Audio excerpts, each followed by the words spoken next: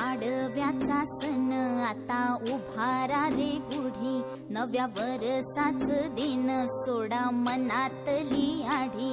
गेलं साली गेली आढी, आता